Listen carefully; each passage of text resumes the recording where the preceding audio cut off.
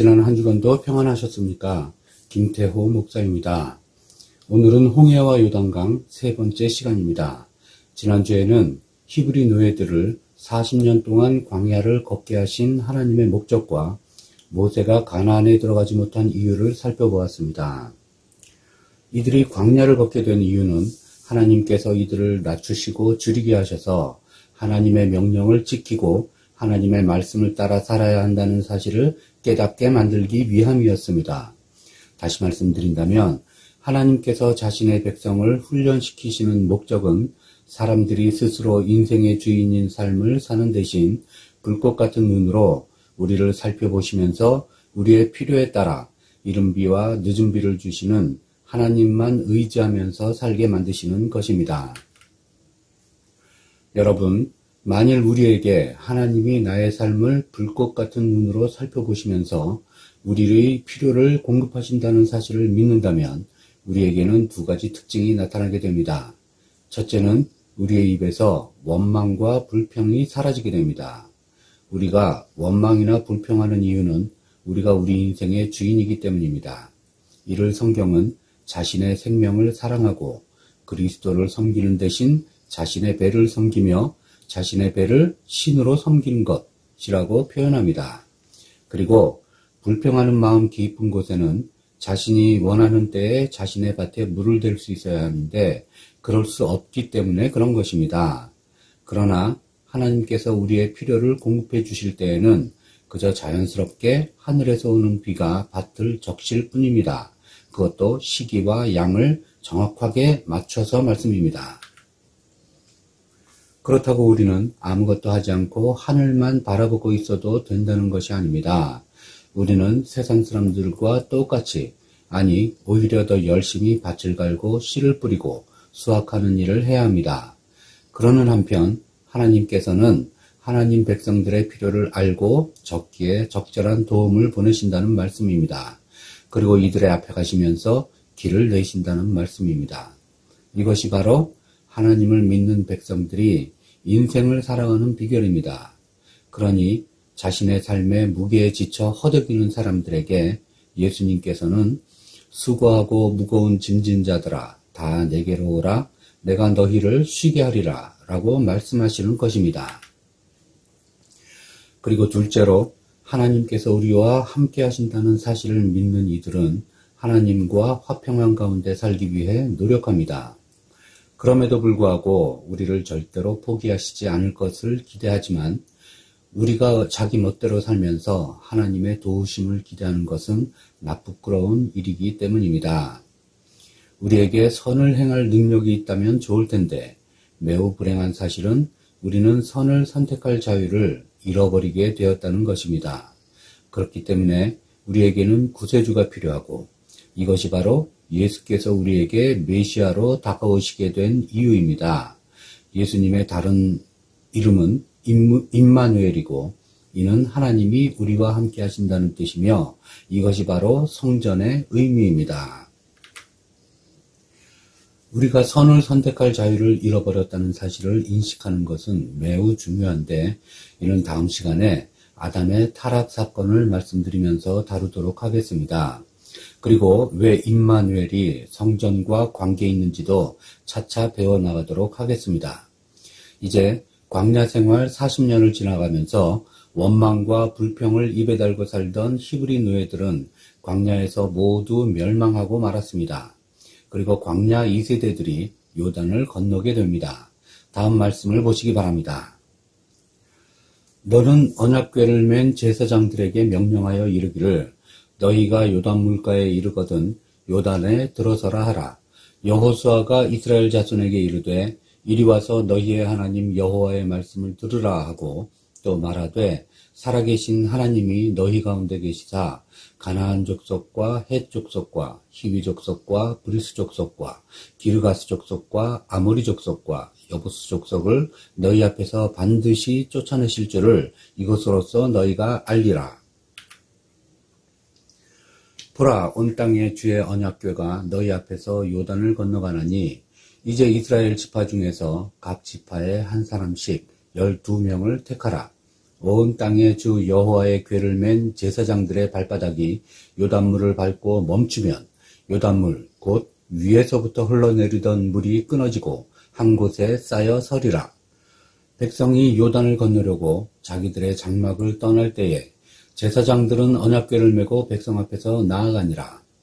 요단이 곡식 거두는 시기에는 항상 언덕에 넘치더라.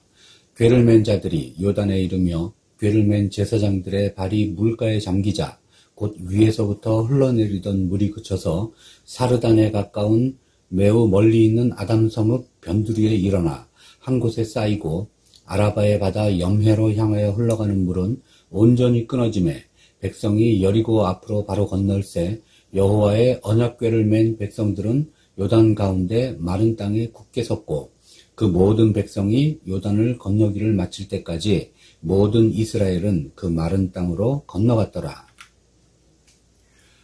여러분께서는 히브리 노예들이 홍해를 건널 때와 하나님의 백성들이 요단을 건널 때의 차이를 아시겠습니까? 히브리 노예들이 홍해를 건널 때에 그들이 한 것이라고는 원망과 불평뿐이었습니다. 그때 하나님께서는 이들 꾸짖거나 훈계하시기보다는 잠잠히 이들의 필요를 채워주셨습니다. 그러나 끝까지 원망과 불평으로부터 벗어나지 못한 이들은 결국 광야에서 모두 멸망하고 말았고 이제 그들의 2세들이 드디어 요단을 건너고 있는 것입니다. 그런데 이들 중 강이 언덕까지 넘칠 정도로 차 있는 많은 물을 보고 원망이나 불평하는 사람들은 단 한 명도 없었습니다. 하나님께서는 여호수아에게 요단에 들어서라고만 명령하셨기 때문에 여호수아가 어떻게 이스라엘 백성이 발걸음을 내디딜 때 물이 멈춰설 것인지 알았는지 알 수 없으나 여호수아는 그렇게 믿었고 하나님께서는 과연 여호수아의 믿음대로 이들이 발을 내디딜 때 요단 강물이 멈춰서게 하셨던 것입니다. 여러분, 이제 히브리의 노예들과 하나님의 백성 사이의 차이를 분명히 아시겠죠? 우리가 아직 우리 인생의 주인일 때에는 원망과 불평뿐이었지만 하나님이 우리 인생의 주인이 되는 사람들은 잠잠히 하나님만 믿으면서 발을 내디딜 뿐인 것입니다. 만일 물이 멈춰서지 않았다면 이들은 모두 물에 빠져 죽을 수밖에 없었습니다. 그럼에도 불구하고 이들은 자신의 생명을 주님께 맡긴 채 잠잠히 발걸음을 떼는 것입니다. 그렇다면 이들의 부모들과 이들의 차이는 무엇이었을까요? 이들이 광야에서 40년을 보내면서 무엇을 배웠던 것일까요? 이들은 광야에서 먹을 것도 마실 물도 없었습니다. 이들은 하늘에서 만나가 내리지 않으면 굶을 수밖에 없었고 반석에서 물이 나오지 않으면 목말라 죽을 수밖에 없었습니다. 이들은 자신의 능력으로 할 수 있는 것은 단 한 가지도 없었습니다. 그러나 비록 풍요로운 삶과는 거리가 멀었지만 이들이 40년 동안 광야를 지나오는 동안 옷도 낡아지지 않았고 신도 헤어지지 않았던 것입니다. 신명기 29장 5절 말씀을 참조하시기 바랍니다. 우리는 지난 시간에 모세가 가나안에 들어가지 못한 이유를 살펴보았는데 그 이유는 반석이신 예수 그리스도를 드러내는 대신 자신을 드러냈기 때문이라고 말씀드렸습니다. 그리고 이제 다음 말씀을 보시기 바랍니다. 그러므로 주께서 친히 징조를 너희에게 주실 것이라. 보라, 처녀가 잉태하여 아들을 낳을 것이요 그 이름을 임마누엘이라 하리라. 이사야서 7장 14절 말씀입니다. 보라, 처녀가 잉태하여 아들을 낳을 것이요 그의 이름은 임마누엘이라 하리라 하셨으니 이를 번역한즉 하나님이 우리와 함께 계시다 함이라. 마태복음 1장 23절 말씀입니다. 여러분, 이사야는 예수님의 이름을 임마누엘이 될 것이라고 예언하였고 임마누엘의 뜻은 하나님이 우리와 함께 계신다라는 뜻입니다. 그리고 이사야의 이 예언은 마태복음 1장 23절에서 성취되었던 것입니다. 그리고 우리가 지난 시간에 배운 바와 같이 이스라엘 백성들이 40년 동안 하늘에서 내리는 신령한 음식인 만나를 먹고 반석에서 나오는 생수를 마신 것, 이것이 바로 예수를 먹고 마신 것이고 이러한 삶이 바로 임마누엘의 삶인 것입니다. 그렇다면 이들이 광야에서 40년 동안 어떤 훈련을 하면서 살았던 것인지 명백해졌습니다. 이들은 좋든 싫든 40년 동안 예수님과 동행하는 삶을 살게 되었습니다. 그리고 그것이 그들의 자연스러운 삶이 되었을 때 드디어 요단을 보고 발을 내디딜 수 있는 자리까지 나아가게 된 것입니다. 이제 이를 우리 버전으로 해석한다면 다음과 같이 말할 수 있을 것입니다.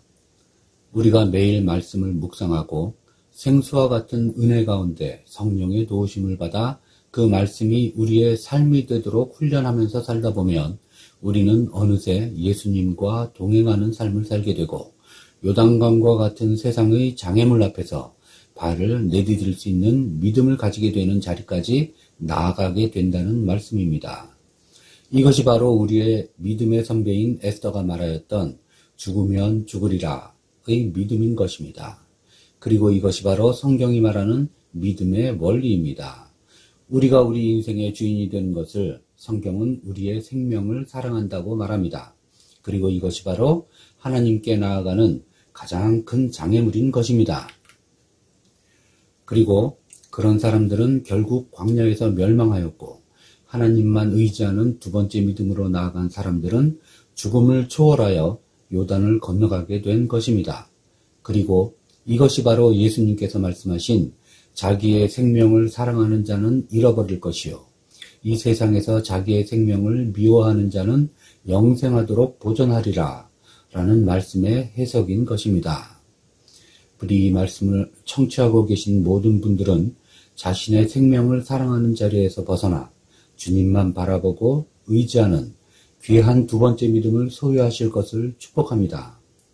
그리고 다가오는 한 주간도 세밀한 주님의 인도하심 가운데 주님과 함께 동행하면서 만나와 같은 주님의 말씀과 생수와 같은 주님의 은혜 가운데 요단을 향한 힘찬 발걸음을 내디디는 귀한 여러분들이 되시기를 축복합니다.